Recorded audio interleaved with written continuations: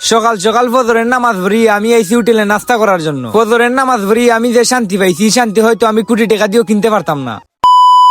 আসসালামু আলাইকুম গাইস, কি অবস্থা সবার? এখন ফজরে আজান পড়ে গেছে, আমি যাইরাম আমার বন্ধু জুয়েলে আনতে। জুয়েলে আমার আগামীকাল বলছিল, বন্ধু এখন তো কুয়াশা পড়ে গেছে, আজ আমরা ফজরে নামাজ পড়িয়া দুই বন্ধু গিয়ে ছবি আর ভিডিও করমুনে। আমি বললাম আচ্ছা, ওর একটু কুয়াশার মধ্যে ছবি আর ভিডিও করার খুব শখ, এর জন্য যাইতেছি জুয়েলে আনতে। ওরে নিয়ে যাইতেছি এখন বাজারে। বাজারে গিয়ে বাজারে মসজিদে নামাজ শেষ করিয়া এরপর যাই আমরা ছবি তুলতে।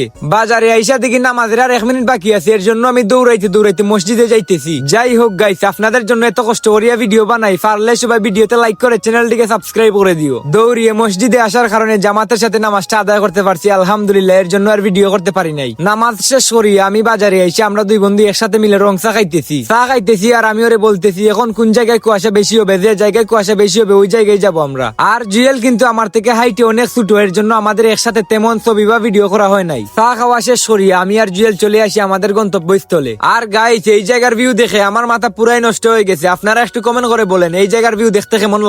এরকম ভিউ দেখতে হলে সকালে উঠতে হবে, নাইলে কিন্তু এইরকম ভিউ আর দেখতে পারবেন না। এই দেখেন জুয়েল আমার থেকে হাইটে কত ছোট, আর গাইস ভিউটা দেখেন, ভিউ দেখে আমার মাথা পুরাই নষ্ট হয়ে গেছে। আর গাইস, আজকের ভিডিও এখানেই সমাপ্ত হয়ে গেল। ততক্ষণে আপনারা ভালো থাকবেন, সুস্থ থাকবেন, আল্লাহ হাফিজ।